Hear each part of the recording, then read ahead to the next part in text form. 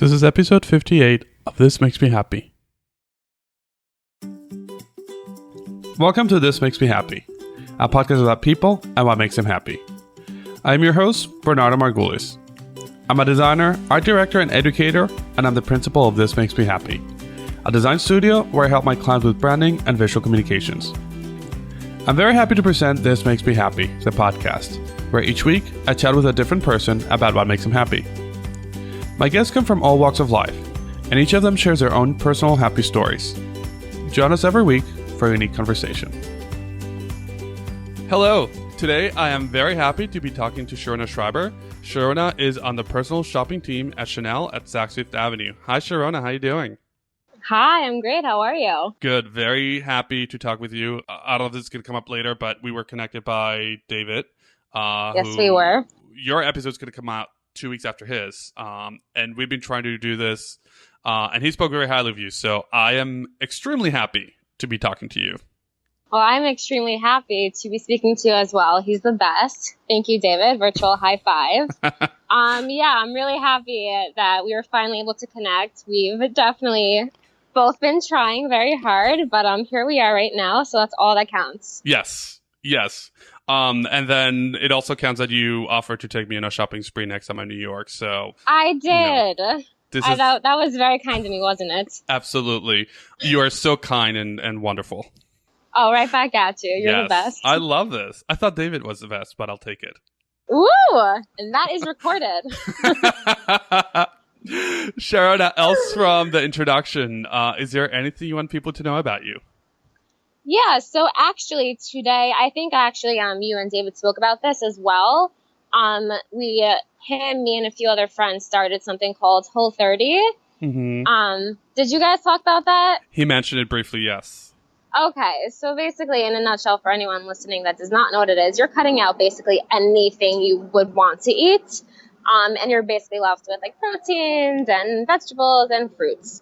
So just a little fun fact, I am the biggest coffee drinker in the entire world. I'm super basic when it comes to coffee. All I like is a little bit of creamer, but on Whole30, you cannot have creamer. And I have been officially converted to a black coffee drinker in the past 2 weeks. Hallelujah. How does that feel? Honestly, it feels crazy because it's so simple. It's a cup of coffee. I know, a cup of coffee shouldn't have control over how anyone feels, but it was my thing. It's still my thing. And just omitting something from your diet that's just not good for you, psychologically, it makes you feel better. And apparently, physically, you're supposed to feel better as well. So I definitely feel better from this overall, but that's been pretty huge. So today marks 2 weeks, so super excited about that. So I remember David mentioned that he has been paleo for a while. Yeah. Have you also been paleo, or have you had any other restrictions, or is this like cold turkey? Yeah, no, so it's funny you mentioned that. I have not been paleo, but my diet naturally is I try to stay away from anything pretty unhealthy for you. Not 100%, but I have kind of cut out dairy. So I guess it's not as extreme as, going cold turkey. But with that being said, he literally just said to me one morning 2 weeks ago, hey, should we do Whole30? I'm like, sure, sounds great. What is Whole30? I'm always up for a challenge and an adventure. And to make it exciting, we involved a few other people. And basically, we're having a contest now. I mean, it's for 30 days, so we're all committed to 30 days. And at the end of it, if anyone hopefully breaks it, then they have to buy us all a big dinner. Not sure what we can eat at that point. I'm not sure who's going to want to eat at that point, but if you lose, you owe the 5 of us a big dinner. So that's pretty exciting. Yeah, because when you're over, you have to introduce things slowly, right? It's not just go back to normal. Yeah, so the biggest thing for me has been sushi. I'm such a sushi person, and you can't have rice. But besides for that, it's there's always a substitution for something. So it's not so crazy, but I hope one of them loses because I don't like to lose and I refuse to lose, and I will go for 60 days, 90 days if I have to. I will not lose this. So yeah, that's been, it's always fun having a little bit of a friendly competition. Good. So that's good motivation, just not losing and not buying dinner for everyone. Exactly. Love it. Well, I will have sushi on your behalf for the 30 days and then, project it your way. That is just too kind of you. Yeah. Too kind. Thank you. Sarcasm, too kind. No, I'm kidding. So let's get to the core question. Sharona, Let's do it. what makes you happy? I had a feeling you were going to ask that. So in a nutshell, I would say a lot of things make me happy. I'm one of those people that gets really excited about this. Like, if I won a prize at like a 25-cent machine, like that would make me happy. Like, little things really make me happy. I'm happy to say that. But in a true answer to your question, I would say it's two things. It's people and like pursuing what you're passionate about. So I love connecting with people. I love meeting people. I like learning about people. I kind of see myself as a sponge. So whenever anyone in my life calls me a sponge, I'm like, aha, they're very intuitive. They get me. I like to just get to know what's going on and just, I guess, at the core, just connect with people. And then in terms of, on the passionate side, it's fashion. So I am very fortunate to be doing something in personal shopping where I'm able every single day to be focusing on, meeting people, interacting with people while doing fashion. So I'm going to go backwards. You mentioned people first and then pursuing what you love. Sure. I'm going to start with the second one, then go back to the first one. So for you, what does it mean pursuing what you love? Why is that something that's so important for you? And specifically, why fashion? To be honest, I think it was just instilled at me at a very young age, like the classic, like, if you're doing what you love every day, you're never going to have to work, etc., all those fun little mottos. English, please. But yeah, I guess I always just wanted to have my life go in a direction where, okay, let's circle it back for a second. As a child, you're so used to seeing adults and, different people kind of like, oh, it's like exciting. You go to school and then you graduate, you go to cool college and you graduate and then you go to work, and work doesn't always, I guess, look exciting or sound exciting on TV or in the movies. And then you see adults that are very passionate about what they're doing. You see adults that are not. So for me, it was kind of like, oh, like I was the kind of person that never wanted to finish school. I graduated FIT a few years ago, and since then I've gone on to take some more like business courses at FIT, and I actually am now looking into possibly getting a master's. So I just always had that mentality. I never wanted to finish school. I love learning, and I love that environment. But obviously at some point you have to graduate, and you have to be in the real world. So for me, it was just, I guess my mom just instilled it in me to just focus your energies on something that you love. And then, as a child, as a teenager, a young adult, it will translate and you'll end up somewhere that you're very happy. So I never wanted to feel stagnant in my career. I never wanted to just be working 9 to 5. I never wanted to just sit in an office. As a young kid, I just never wanted all those things. And how do you decide, or how do you figure out that fashion was it? I always loved fashion growing up. I was typical, like, I had all of the fun clothes, and my little sister stole them. So after I'd wear it once, I never knew where it went. My mom and sister had a pact that apparently I was a very mean, now we're best friends. So I can say this, we're best friends in the whole world. She's the best. But apparently, again, according to her, not me, I was a very mean older sister, and I would never let her wear any of my clothes. And my mom felt very bad because my mom was very giving with whatever I wanted. So they basically had this little pact that I would go shopping, I would get whatever I wanted, and then I would never see it in my closet again. Like, I would wear it once if I was that lucky. And my sister used to go into my closet, wear it to school, and before they would get home, they used to hide it in the trunk. Wait, your mom would do that? Or your sister by herself?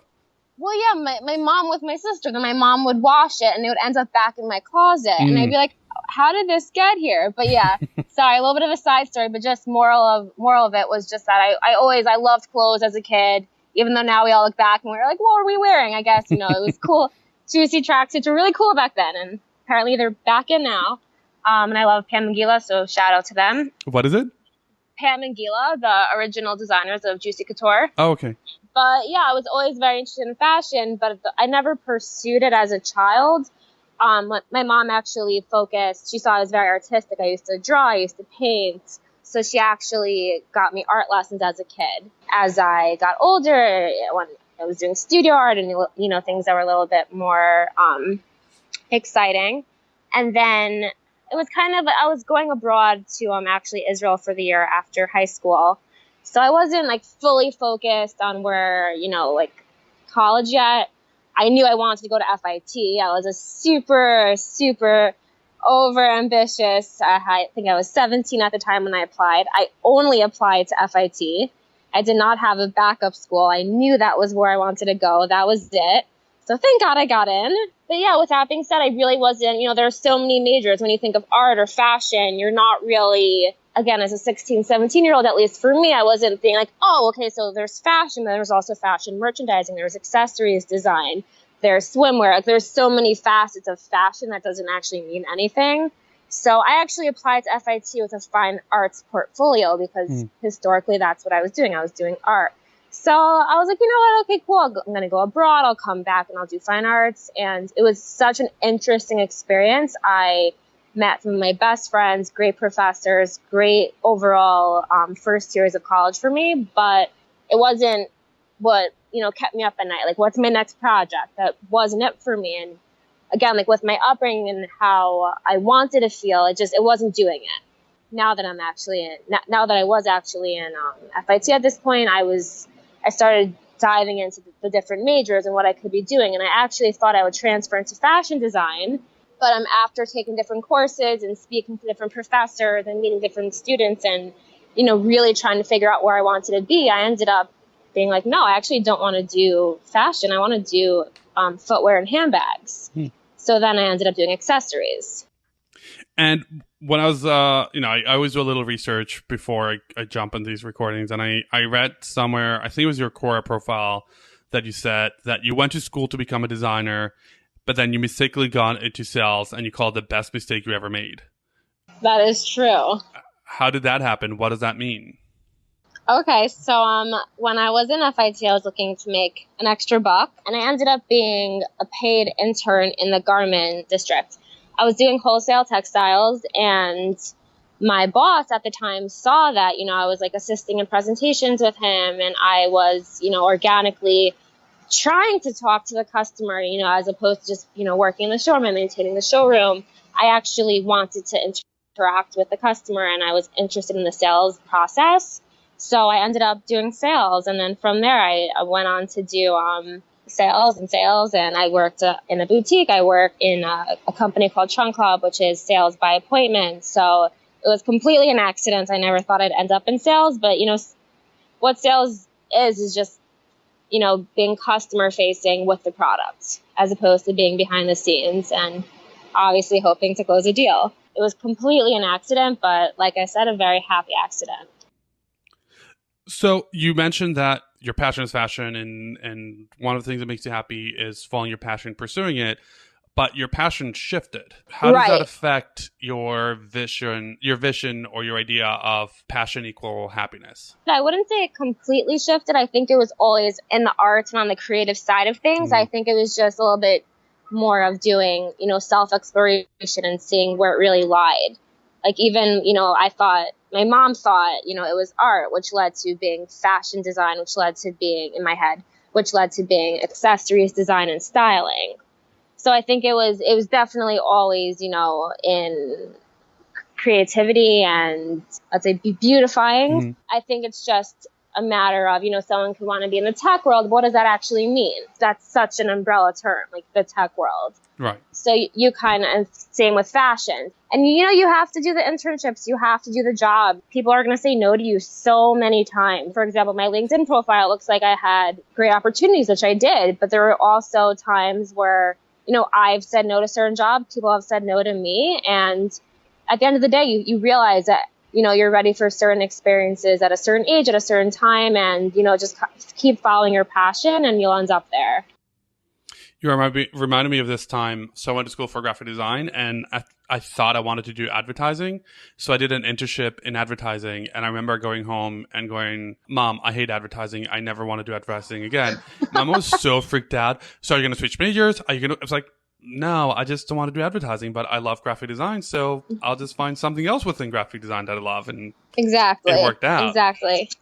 But that's all it is. It's just, knowing what field you want to be in and then, diving deeper and exploring within that field. And I like something you said earlier. I think you said that your mom suggested that you find something you're passionate about and then things will fall into place later on. So you found fashion and then you dove into it and then you were able to make the choices and knowing what's deeper and things are falling into place, it sounds. Exactly. And I actually don't think I mentioned this before, but when I was a fine arts student, my freshman year dorming in FIT, my roommate at the time was actually in fashion design. So I'm like, oh, how funny is this? Like, my roommate's in fashion design. I'm going to, kind of watch, her homework and see, like, what's going on. And, what better way to get insight into the actual life of a design student than rooming with one? Mm-hmm. And I actually am not sure if she knows this, and I've been meaning to reach out to her, but because of how, let's say, how good she was in design and how passionate she was, that was actually a big part of what made me realize that I didn't actually want to do fashion. Like, she would be up all night doing these projects, and I'd be up all night doing the fine arts projects. And again, don't get me wrong, I love a good abstract painting. When you come to New York next time, I'll show you some of them. I love letting my mind. It's just it wasn't my number one thing. That's it. It's a hobby. It's something I love doing, but it wasn't my number one thing. So it was super, super, super important to me to really figure out what was my number one thing. Till this day, I'm still asked because, some people know me as a designer, some people know me as a stylist, and people are like, okay, so like, do you want to be like a designer? Do you want to be a stylist? And for me, that's like almost an unfair question because I would say those are my two equal loves within the field. With styling, you're building a character. Like, I also do costume design for film. So you're with that, you're building a character for a certain time in history or a certain setting, or even if it's modern day New York, you're building a character. Is this girl sophisticated? Is she, et cetera, et cetera. And then, when you're doing the one-on-one appointments, it's more exciting. As much fun as costume design is, that's fake and you get to let your, mind go crazy. But when you're actually working with a customer in front of you and they're coming to you because they need help with their wardrobe for work or an upcoming, you're styling them for their life. Mm-hmm. So that's, for me, the most exciting part. You're really watching them come in. Like, there's no comparable feeling to watching someone come in kind of like hesitant, not feeling great about themselves, and then they put something on and the smile on their face. Like, you can really do that to someone through wardrobe. And that's really what connects me to it. Like, you can really make someone not only look good, it's easy to do that, but feel good, feel like they look good, feel like they're ready to face on whatever, their battles are. You're wardrobing them for that. So for me, that's like the most exciting part about styling. And then, you take it from there. That must be very empowering to be able to do, as you said, putting a smile on someone's face with something that we overlook most of the time, that we just take the first thing out of the closet and put it on. You're thinking about it and thinking about what will be best for them and getting those emotions out of them. Exactly. And you really, as a stylist, you really need to put your customer first. Sometimes you're going to have the customer that really, kind of gives themselves over to you as a canvas. And that's honestly super fun because you can do whatever you want with them. They're like, okay, I can have, this event coming up. I want to wear a navy gown. But that doesn't mean anything. It's like, okay, take it from there. And then you go crazy with it. You have so much fun. But then when you have the customer who's like more refined or just not so sure, you're really, like I said, not to be repetitive, but you're stepping into like their minds almost. And you're like, okay, like this person came to me looking like this, but they don't feel good about themselves. How can we get them to the next level? So if they're at A, we get them to B, knowing we want them to be at F, but that's going to take a few months or even like a year to get them where we want them to be. It's very exciting.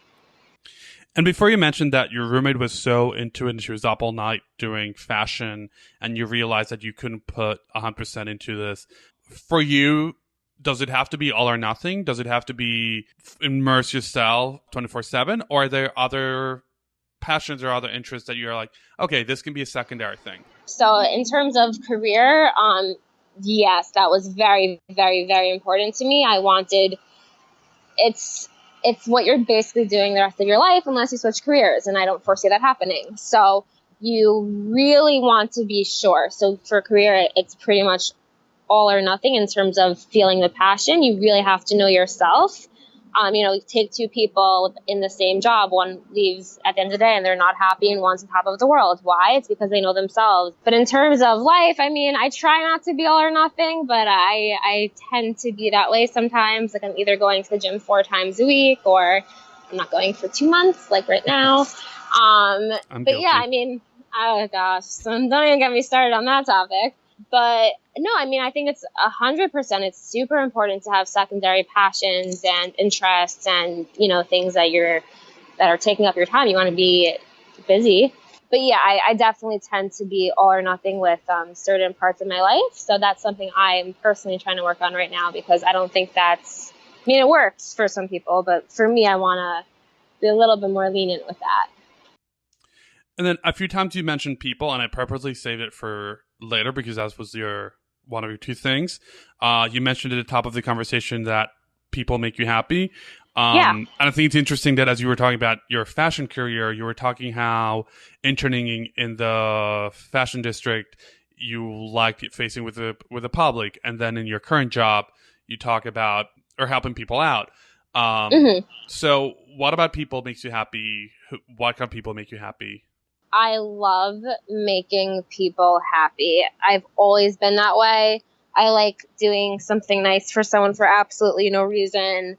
I think it's a very important thing to make other people feel good, whether it's on a small scale or on a larger scale. So to get a little bit personal, and I actually thought about this before we chatted, and I'm like, should I bring this up? Should I not bring this up? But then, again, I'm all or nothing, as you know now. So when I was younger, I think like 6 or 7, my parents went through a divorce, and I, as a little girl, went through a harder time with it. And one of my teachers actually told my mother that, she knew me as a child that was never smiling. And I never knew this story until like a few years ago. And I thought that was, my little heart broke for my younger self. But as an adult now, I've actually found that so interesting, because if you would ask my friends and family, they would say that I'm like very upbeat and I'm always smiling and bubbly, and you ask them, you see what they would say. But for me, I thought that was so interesting, because I knew that I went through certain things younger in life, and you have to overcome them. But I didn't know that was kind of extreme for me to be like known as the girl that never smiled. To kind of grow into the person that is known to be smiling is pretty big for me. So was there a turning point, or was it just gradual? I don't know if there was a turning point. I think it was just kind of growing up. It just, I guess at the time of the divorce, kind of didn't know what was going on. I never knew that story until, again, like 2-3 years ago, pretty recently, and I was blown away. So on a personal level, I'm very proud of how far I've come in that topic. And I think it's very important to be happy. But to answer your initial question, I think that's subconsciously what always drove me to make others happy, I guess, because I went through a point, very young, that is where I wasn't, because of a life circumstance. So for me, happiness is something that I'm always trying to focus on. If I'm in a bad mood, tomorrow I'll put on Tony Robbins. He's my man. Like, he's just like motivating, and he'll speak for 10 minutes and your whole mood changes. I think it's just always so important to focus on happiness in general. So yeah, when David told me about this, I was like, happiness? Like, hell yeah. Like, let's do this. Like, I think it's a great topic that, you're obviously focusing on. And I think it's important for everyone to focus on. So what does that mean to you? What does it mean on your daily life? Is it a daily occurrence that you have to focus on it, or is it when something goes wrong? Well, it's a daily occurrence in the sense that I want to make my customers happy, and my friends and family happy, my boyfriend happy. Like, that's a daily occurrence for me. But in terms of putting on Tony Robbins, it's when anyone's a little bit down, you can use a little pick me up or put on Tony Robbins, go for a run. I just think it's really important to get to know yourself, and life's short. You should be taking care of yourself. Is there a certain kind of people that you gravitate more towards, or a certain kind of people you like to make smile or make happy more than others? I definitely gravitate more towards positive people. I honestly try to stay away from negative people. I didn't have, I guess, a realization, to be honest, until pretty recently in my life, that you actually need to cut out certain people if they're not hurting you. I want to say just more like. No, I get what you're saying, because Yeah. I've been hearing this a lot lately from different sources, and it's not like I've been seeking this information, but oftentimes you have people in your life who drain your energy, or drain. That's a good word. Drain your energy, or don't let you be your best self, or think about it another way. If you're spending time with these negative people, you're not able to spend time with the positive people. Exactly. Okay, so you said that perfectly. So that's what it is. It's about wanting to be around the positive people, because you're going to pick up attributes from who you're hanging out with. You want to, that's someone's talking about their day. You want to listen. And everyone has bad days. But you want to be around the person that's going to give a positive spin, to their day, and see, like, let's say something went wrong and how, they can correct it, as opposed to, oh my God, you're not going to believe what just happened. And then this happened. And oh my, like, you don't really want that in your life. I hear you laughing, but I know you're crying. No, I'm kidding. I'm laughing because I know what you're talking about. Exactly. Because it's true. You just want to be around positive people. And in terms of, to answer your other question, in terms of, is there someone in particular that I want to, wait, remind me your question again. You answered, but you know what? Led me to a next question. My question was, is there anyone any kind of people that you like, or any kind of people make you happier, or that you like to make happier? And then any kind of people that you not so much. Okay. So that's an easy answer. It's equal. I mean, obviously, if it's like someone closer to me, it's going to have more meaning to make them happy. Maybe that's not obvious. That's how I feel. But in terms of, the general public, passing someone on the street, a new friend, whoever it is, it's very important for me to try to get a smile on someone's face, and kind of make their day for a second. Why not? Or at least you think you made their day.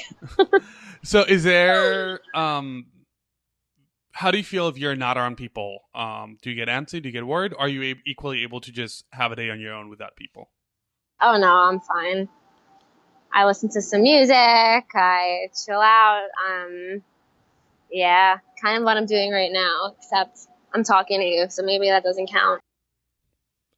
Talking to me doesn't count as making you happy? No, I was going to say being by myself. Okay, good save. Thanks. That was a close one. So let's pretend you have the perfect day, week, month, whether it's at work or on your own or with people that you enjoy being with. What did that look like? Wow. Well, that put a smile on my face, so thank you. The perfect, I don't know, when you say the perfect day, I'm like on a boat in Greece, which has not happened yet, but counting down the days. No, I like just, I guess even right now I'm on my roof. I like being outdoors. I like relaxing, when I'm not working. Because when I'm working, it's very, very busy, to say the least. So when I'm in work mode, I like a busy day at work. I like when it's back-to-back appointments, but then for the weekends, if I'm at a beach, I'm on top of the world. If I'm, just taking a stroll through Brooklyn, which I'm recently obsessed with, thanks to David, I'm on top. I like being in different places and just, I don't know, it's interesting. I love having something to do, but I also can appreciate having nothing to do. Does that make sense? Yeah, absolutely. So you mentioned Brooklyn. Where in Brooklyn do you like hanging out? Williamsburg. I'm late to the game. I'm so late to the game. Back in my FIT days, all of my friends were going there on weekends and going out for drinks and moving there and so many times. I was invited to Williamsburg, and I'm like, no. No. Like, I live in Manhattan. I live in Chelsea. No. Like, why would I go to Brooklyn? And I've embarrassingly only started hanging out in Williamsburg this past year, and I am obsessed. Again, very late to the game, so I know I don't sound very cool right now, but it's okay. There are good vibes there, good energy, cool people, cool places. It's more community feeling than Manhattan. Like, there are certain like places in Manhattan that remind me of Williamsburg, like maybe downtown, but there's something in the air there. I can't quite put my finger on it, but I love it there.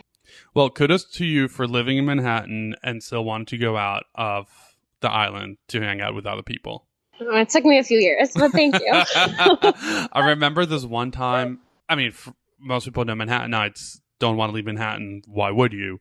This one time, I lived in the Upper East. My cousin had Shabbat lunch in the Upper West. I went there, and then it was my friend's birthday in Brooklyn, so I went all the way down to Brooklyn. And then my other friend had a cheese and wine party in Astoria, so I went to Astoria. And then he invited me to his friend's birthday party in Manhattan. So I spent about 5 or 6 hours in the subway that day. Oh, God. Just going to all the different boroughs back and forth. You just made me tired thinking about that. It sounded like fun. It was a lot of fun. But yeah, I'm tired now. Just remember that thought. But the idea that just because you live in Manhattan doesn't mean all you have to do is live in Manhattan and be there. Exactly. So what's your favorite spot ever to hang out or be on your own? Ever? Yeah. Oh, that's a crazy question. I don't know. That's a good question. I'll get back to you. But what I can tell you is I love a good rooftop. So the current apartment I'm living in right now, like the only prerequisite I had to moving was it had to have outdoor space, and I'm very blessed to have a balcony and a rooftop. So now my next apartment has to have a rooftop, no pressure. But yeah, in terms of whether it's a restaurant, a party, my own place, I love the feeling of, again, like being outdoors, but you know, you're kind of confined to the place you're in, but I guess when you're in New York, you're inside somewhere, unless you're walking, and then you're, on a mission to wherever you're going. I love a rooftop, so I guess that'll be my boring answer. So 50 years from now, or maybe like more like 60 or 70, because you're young, we're young. Oh, thank you. 60, 70 years from now, you have the people that you want to be around you. You have the career you want to have. You're exactly where you want to be. Paint me a picture. Oh, wow. I have a big smile on my face, so thank you. Like, you just keep making me smile. So I definitely am well-traveled. That's something I really want to do when I can find the time in this crazy world. I want to travel. So I'm definitely well-traveled. I found as everyone calls it, my work-life balance. I'm very career-oriented, but I do want to figure out a way to, ultimately have a family and be able to work and not have it be all or nothing, So we have time to work on that quality of mine. Yeah, I guess 6 years from now, catching up with you on a rooftop doesn't sound too bad either. I love this. I'll be there. Exactly, and I'll have maxed out your credit card at Saks Fifth Avenue multiple times. It's good to have 60 years to clear out my credit cards and save a lot. Exactly. Don't be in debt. Okay, Sharona. Now I want to do the rapid fire section. I have a few quick questions about what makes you happy, and I want your gut reaction. Are you ready? Okay, let's do it. Who makes you happy? My friends, my boyfriend, my family. Is there a movie or a song that makes you happy? Like Crazy. It also makes me sad, but makes me happy. Like Crazy? Yeah. Have you not seen it? No. Oh my God! You have to see it. I'm terrible at all this stuff. Who's in it? It's Felicity Jones and he passed away, Anton Yelkin. I hope I pronounced his name correctly. He was in a really bad accident this past year.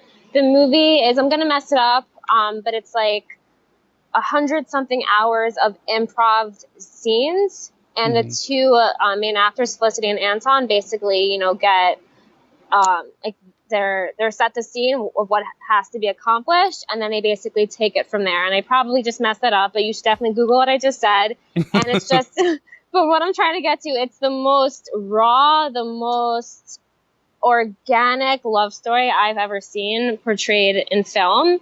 And I just think it's beautiful. And my sister's actually an actress, so we watch this together and just cry and break it apart. But I know this is like a rapid part, but you have to watch this movie. It's so good. Well, I did ask you to explain it, so that's true. I'm adding it to my list. I'm seeing if I can stream it, and if not, I'll buy it later. Oh, perfect. Finish the sentence. I'm happiest when? I don't know. I'm happiest when my initial reaction was I'm content, but that was a terrible answer. I have coffee. No, I'm kidding. That's two terrible answers for a great question. Or two great answers to a great question. Oh, fair enough. I like the way you spin things. Perfect. Perfect. Do you have a happy food? Sushi. And this is my favorite question to ask. What is the first happy moment you can remember? I don't know if it's the first, but it's coming to my head. I became very close friends with my neighbor back in Rockland County. Mm-hmm. And it used to make me, like when I was like 7, 8 years old, very young. And it used to make me very happy that we lived so close to each other. But the reason, in hindsight was that we were neighbors. So that's how I met her. And we lived so close to each other. But that just popped into my head. So I guess that's my answer. It's funny when you're kids, you don't like cause and consequence aren't necessarily exactly. It's like, well, obviously, like she lives down the block from you. That's why it's thank God you guys got along. But yeah, that just popped into my head. So we'll go with that. Sharona, if people want to learn more about you or want to find you, where can we do that? Sure, you can follow me on Instagram at Sharona Schreiber. I'm on LinkedIn. I'm on Facebook, Twitter. But Instagram's a good place to start. Right. And I'll make sure to link to that from the show notes. All right, perfect. Yeah, all my links are over there, so that works best. I almost don't want to say the next sentence because I don't want this to end, but Sharona. I know. Don't leave. All right. Well, we're not going to end. We're going to keep going on and on. Perfect. But if we had to, I would say it was great chatting with you. It was great chatting with you, too. Thank you so much for having me. It's been a pleasure. Thank you for joining me. The pleasure was all mine. Aw, stop it. Thank you, Sharona, for sharing what makes you happy. And thanks to David Markovich of episode 57 for making the connection. Thanks, everyone, for listening. And a special thanks to Jason Zappolo for editing this episode, Ordo Margulis for help with social media, and Rocio Castañeda for ongoing support. To learn more about this project, please go to thehappypodcast.com or find us on Twitter, Facebook, and Instagram at thehappypodcast and youtube.com/thehappypodcast. You can go to iTunes and subscribe, and you can get the latest episodes on your device, or you can leave us a 5-star review there and more people can find us. Thanks for listening, and I'll see you in a couple of weeks. 3, 2, 1. Hello. Today I am very happy to be... Oh, crap. I lost my notes. Sorry. I scrolled down. Keep it in. I love the intro. All right. I scrolled down the note where I wrote down your intro. All right. Again, I'm going to use this to transition to the next part. So we're going to do a hard stop in the format. Quick questions about what makes you happy. It's meant to be rapid fire, gut reaction. If you don't like a question, you can pass. If you don't like your answer, wrap it up for the recording, but don't hang up just yet. Okay, cool. Sounds good? Yeah. Oh, there's a little wind. Oh, yeah, I feel it. It feels good. Yeah. It doesn't sound good, though. Okay, now.